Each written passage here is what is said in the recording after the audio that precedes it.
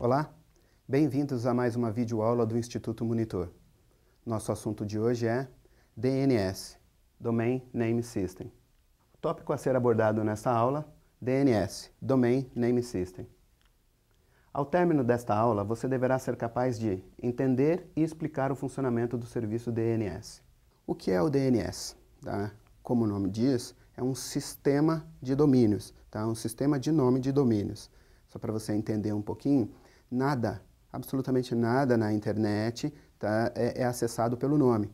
Como assim? Quando eu vou acessar o site do Instituto Monitor, eu não digito endereço, não digito número algum, eu digito o nome institutomonitor.com.br e acesso o site. É verdade, é assim que você acessa o site do Instituto Monitor, mas não é assim que o sistema trabalha. A troca do nome pelo IP só foi desenvolvido para facilitar a sua vida. A analogia que eu faço aqui é o seu nome e o seu RG, ou o seu nome e o seu CPF, que talvez, dentre os documentos que temos, o CPF é o mais importante. Seria muito esquisito se eu chegasse em você e dissesse o número do seu CPF quando quisesse chamar a sua atenção. Não faz sentido isso. Quando eu quero chamar a sua atenção, eu te chamo pelo nome. E aí você responde. Para a Receita Federal, o seu nome talvez não importe tanto assim. O que importa é o seu CPF. É assim que a Receita Federal te localiza e é assim que ela traz todas as informações a respeito da sua vida financeira e, enfim, e demais situações que sejam necessárias. É exatamente assim que o DNS trabalha. Quando você vai para o browser e digita institutomonitor.com.br, o sistema lá em background automaticamente converte isso para IP, vai até o servidor web onde o Instituto Monitor, onde o site do Instituto Monitor está hospedado e traz para você as informações de acordo com os links que você vai acessando, de acordo com a maneira que você vai navegando, tá? E é assim, simples assim, que funciona o serviço de DNS. Acompanhe comigo na figura. Ao digitar um endereço, aqui no primeiro ponto, no primeiro passo, ao digitar um endereço no seu cliente, no seu browser, como eu acabei de dizer, o que a sua máquina faz? Ela pergunta para o DNS da sua rede. Toda rede tem um DNS, tá? Ah, mas a minha rede doméstica de casa não tem um DNS, mas ela sabe para quem perguntar. Então, chegando no seu roteador, provavelmente ele já disse para a tua máquina qual é o DNS, ele não está fisicamente ali, mas através dele ele vai consultar um DNS aí no ISP, no provedor de internet que você contratou, qualquer que seja ele, tá? O que se costuma ver dentro das redes, sobretudo as redes Windows, é um DNS interno. Alguns serviços de rede hoje você não consegue instalar se você não tiver um DNS na rede, tá? Por isso, a maioria das redes, praticamente todas as redes, possuem um DNS interno. Esse DNS interno, obviamente, que não resolve todas as situações, mas ele sabe para quem perguntar. Aí ele vai para um órgão, ele vai ou para o DNS novamente do provedor de internet que você usa, e aí não precisa ser uma ADSL, uma fibra, não, pode ser um link dedicado mesmo. E se esse servidor do seu provedor de serviços não for capaz de resolver, aí ele vai perguntar para um outro servidor.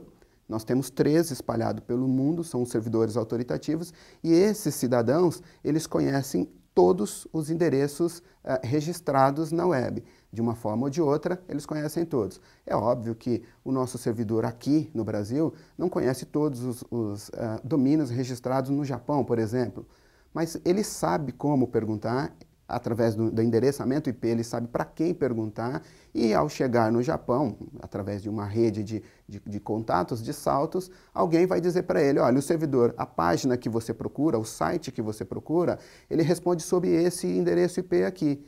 E ele então recebe isso, armazena na tua memória, na memória dele, no cache, informa para a sua máquina ou para o seu servidor DNS interno, que faz o mesmo processo de armazenamento, o mesmo processo de cache, que responde para a sua máquina, que aí sim faz uma solicitação direta via IP para aquele servidor e obtém o serviço, tá? Então, o primeiro passo aqui, como eu estava dizendo, é perguntar. Eu digitei institutomonitor.com.br. Quem sabe o endereço IP do institutomonitor.com.br? Eu, cliente, não sei. Então eu pergunto para o meu DNS.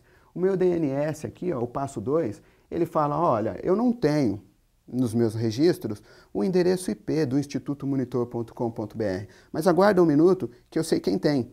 Então ele vai lá no DNS Server, lá no terceiro passo, e aí é o que eu falei, provavelmente aqui, ou ele é o DNS do seu provedor de serviços, ou talvez aqui já seja o DNS, no nosso caso aqui no Brasil, do registro.br, por exemplo, tá? Então ele vai lá e pergunta, fala, olha, você conhece o institutomonitor.com.br? Esse servidor conhece, foi nele que o registro foi feito.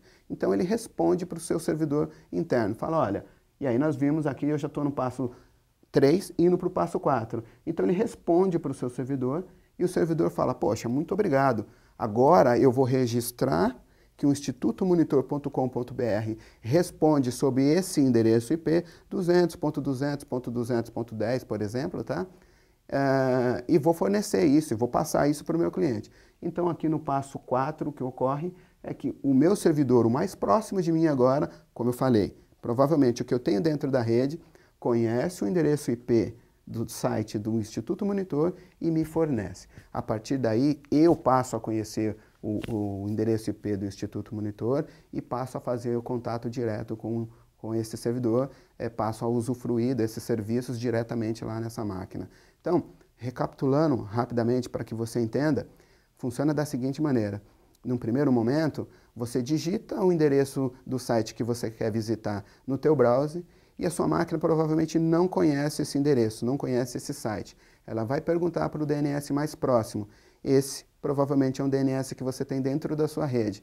Esse DNS, se conhece, se já tem isso em cache, se já tem isso em memória, nome e IP do serviço que você está solicitando, do site que você está solicitando, ele te responde e você agora então sabe o nome e o IP e vai direto lá no servidor buscar o serviço. Se esse servidor DNS que você tem na rede não souber o que ele faz, ele vai perguntar provavelmente para o DNS do seu provedor de serviço e esse cidadão aí talvez saiba. Sabendo, ele faz novamente esse caminho inverso. Ele responde para o seu servidor interno, que responde para você. E antes de responder para você, ele armazena em cache, tá?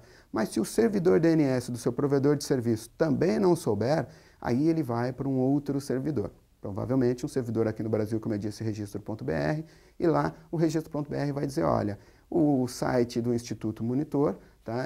O domínio do Instituto Monitor foi registrado sob esses endereços aqui. São esses cidadãos aqui que sabem que vão responder. Tá? E aí fornece para o seu provedor, que fornece para o seu servidor interno, que fornece para a tua máquina. Repare aí a cadeia. Aqui também é interessante você analisar. Aqui a gente não chama de saltos, porque são servidores DNS, mas funcionam como se fossem saltos. Tá? Então perceba que para descobrir o endereço de um site, eu fiz 3 passos. Eu poderia ter feito 2, como poderia ter feito um só. Da próxima vez que você ou uma outra máquina na sua rede precisar acessar institutomonitor.com.br, esses passos todos não serão mais feitos. Lembra-se que, na medida em que o servidor DNS vai descobrindo o nome e o IP, ele vai registrando isso em cache para fazer com que essa comunicação sua com o destino, com o site que você procura, seja cada vez mais rápida. Então, o primeiro caso faz todo esse serviço de descoberta, de resolução de nome para IP, e os demais não. Aí o servidor interno já sabe que institutomonitor.com.br responde sobre o IP 200.200.200.10 e passa a fornecer isso muito rapidamente para suas máquinas. Em resumo, é assim que as coisas no DNS funcionam. Você vai reparar, na medida em que você for trabalhando e tendo a necessidade de configurar esse serviço, que ele fornece também algumas outras facilidades. Mas, basicamente, o serviço de DNS, ele faz isso. Ele resolve o nome que você está procurando pelo IP pelo qual ele responde. Qualquer dificuldade que você tiver, procura lembrar da analogia do seu nome com o seu CPF ou com o seu RG e o que isso significa para os órgãos responsáveis. Tá? É exatamente a mesma situação. O DNS, ele, através do nome, informa qual é o IP. E depois disso é que há o estabelecimento de comunicação diretamente com o servidor web onde essa página está hospedada e você então acessa o site e consegue navegar por toda a sua extensão. Eu espero que você tenha entendido. Chegamos ao final de mais uma videoaula do Instituto Monitor sobre DNS. Espero que vocês tenham gostado. Frequentem nossas redes sociais e até a próxima.